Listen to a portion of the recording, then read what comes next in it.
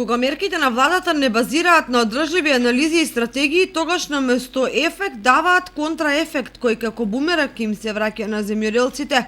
Имено субвенцијата од 5 денари за килограм предадена арпа од пред 2 години еднократно им помогна на оризопроизводителите. Меѓутоа, истовремено тоа го искористија откупувачите кои тогаш ја симнаа откупната цена од 22 и 24 денари на 17 и 18 денари. И потоа не ја покачија, односно ја применуваат до сега. Она што го понуди министерот како мерка дополнителна, таа мерка нас пред извесен период, пред неколку години не уништи таа мерка. Таа мерка беше кога имавме цена на оризовата арпа 24, понудија во ковид мерките 5 денара по килограм тогаш да ни дадат помош.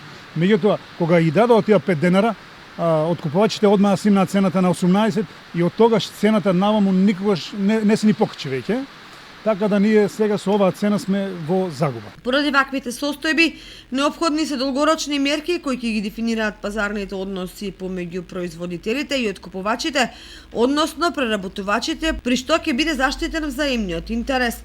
Впрочем, на општините од производствениот регион не треба да им биде сеедно каков третман ќе добие оризовата култура на државно ниво, бидејќи може да биде уште позначаен финансиски фактор во локалната економија.